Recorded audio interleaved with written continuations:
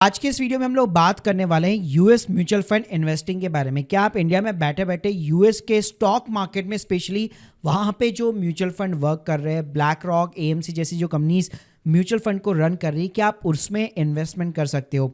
यहाँ पे मैं इंडियन म्यूचुअल फंड की बात नहीं करूँगा। जैसे आप लोगों को पता होगा, यहाँ पे सेबी ने ना एक पूरी जो हमारी इंडियन म्यूचुअल फंड इंडस्ट्रीज़ है उसमें जितने भी म्यूचुअल फंड जो यूएस के मार्केट में इन्वेस्ट करते थे, मोस्टली सभी ने इन्वेस्टमेंट लेना यहाँ पे बंद कर दिया है, क्योंकि सेबी ने यहाँ पे एक कैपिंग लिमिट लगा रखी है और मोस्टली एएमसी कंपनीज इस कैपिंग लिमिट को यहाँ पे क्रॉस कर चुकी है। तो देखो, सबसे पहले अगर मैं रेगुलेटरी बैकग्राउंड्स की यहाँ पे बात करूँ तो अभी हाल फिलहाल तक आप इंडिया में बैठे बैठे $2.5 लाख पर पर्सन पर ईयर की एक लिमिट है, लिबर्टाइज रेमिटेंस स्कीम, जिसके अंतर्गत आप आईएनआर से डॉलर के अंदर चीजों को कन्वर्ट कर सकते हो और यूएस के स्टॉक मार्केट में आप इन्वेस्ट कर सकते हो। तो अभी तक यहाँ पे काफी सारे हमारे इंडिया के अंदर प्लेटफॉर्म है जो आपको ये फैसिलिटी यहाँ पे प्रोवाइड करते हैं कि आप यूएस के डायरेक्टली स्टॉक्स और ईटीएफ को बाय कर सकते हो।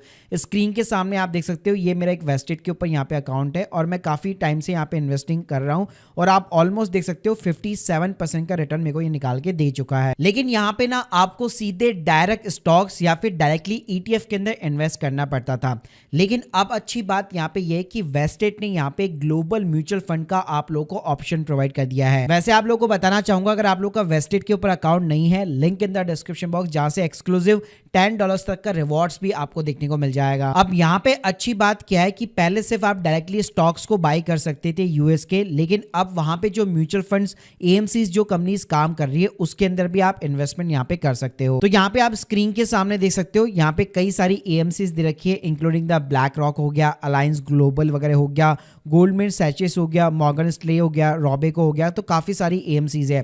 प्लस असेट्स क्लास में भी अगर आप देखोगे, equity, fix income, money market, multi assets, alternative assets class, सारी चीजें दे रखी है। और यहाँ पे आपको प्रॉपर एक इंटरफेस देखने को मिलता है कि हर एक एएमसी का कौन कौन सा कितना एयूएम साइज है, यहाँ पे स्कीम का, असेट्स क्लास हो गई और एक साल के अंदर कितना रिटर्न उसने बना के दिया है। एग्जाम्पल ले लेते चलिए, जैसे मान लीजिए मैं फ्रैंकलिन के इस टेक्नोलॉजी फंड के अंदर इन्वेस्ट करना चाहता हूँ। स्क्रीन के सामने आप देख सकते हैं, प्रॉपर आपको रिटर्न्स वगैरह सब कुछ दिखा देगा।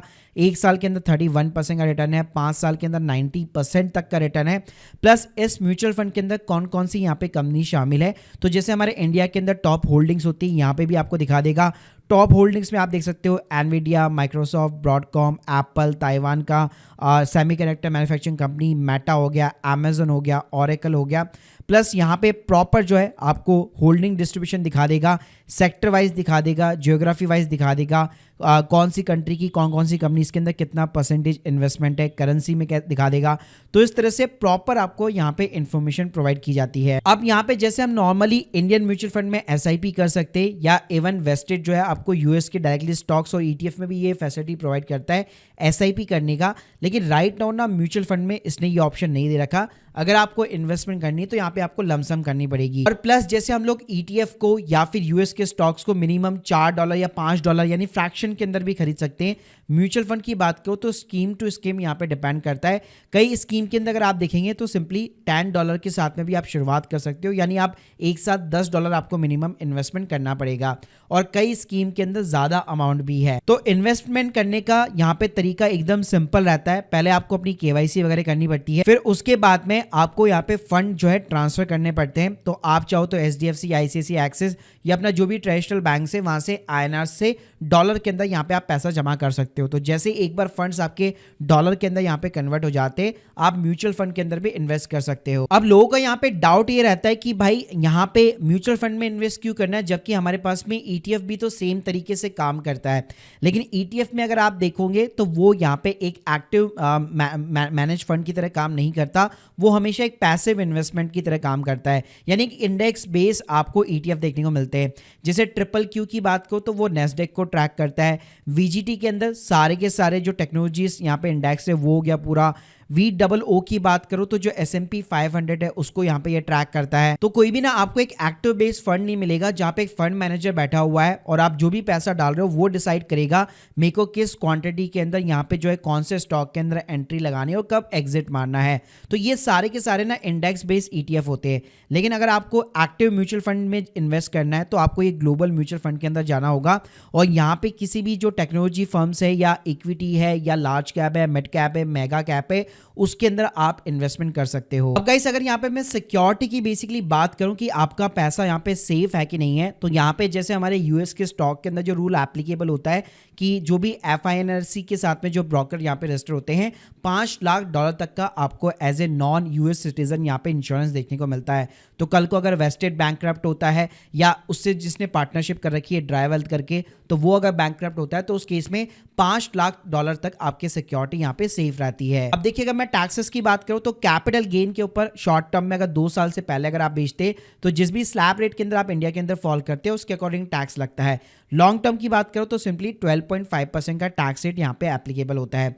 और जो भी आपको ETF के ऊपर यहाँ पे डिविडेंड्स वगैरह मिलते हैं उसके ऊपर 25% यूएस यहाँ पे जो है टैक्स रेट चार्ज करता है, और बाकी का जो अमाउंट रहता है वो आपको अपने वॉलेट के अंदर देखने को मिल जाता है। लेकिन यहाँ पे अच्छी बात यह है कि डबल टैक्सेशन अवॉइडेंस रहता है, यानी यूएस जो टैक्स यहाँ पे आपका डिविडेंड के ऊपर काट रहा है उसका क्रेडिट जो है आप इंडिया के अंदर ITR फाइलिंग के अंदर ले सकते हो। और उसके अलावा एक TCS की लिमिट होती है हर साल जो है, ये 10 लाख रुपए की अब यहाँ पे लिमिट हो चुकी है, पहले 7 लाख रुपए की थी। तो अगर 10 लाख से ज्यादा का अमाउंट अगर आप INR से डॉलर के अंदर कन्वर्ट करेंगे तो 20% का TCS यहाँ पे डायरेक्ट होता है जो आप अपनी ITR के अंदर क्लेम कर सकते हो। तो गाइस अगर मैं अल्टीमेटली यहाँ पे समराइज करना चाहूँ तो अगर आप यूएस स्टॉक मार्केट की जगह लेट्स सपोज यूरोप हो गया, कनाडा हो गया या दूसरी कंट्री के अंदर भी इन्वेस्टमेंट करना चाहते हो स्पेशली म्यूचुअल फंड्स यहाँ पे रूट के थ्रू, तो यहाँ पे ना आपको कई सारे ऑप्शंस यहाँ पे देखने को मिल जाते हैं। So guys hope you like this video, please subscribe channel. अगर आप लोग के कोई भी डाउट्स है इसके रिगार्डिंग म्यूचुअल फंड इन्वेस्टमेंट के रिगार्डिंग कमेंट बॉक्स के अंदर यहाँ पे जरूर बताइए। और आप लोग अगर चाहते हैं कि मैं इंडियन म्यूचुअल फंड ऐसे यहाँ पे जो है लेकर के आऊँ जिन्होंने अभी भी जो है यूएस के स्टॉक्स में वो इन्वेस्ट कर रहे हैं और अभी भी यहाँ पे आप SIP वगैरह कर सकते हैं, तो प्लीज मुझे कमेंट बॉक्स के अंदर जरूर बताइएगा। Thank you guys, thank you very much.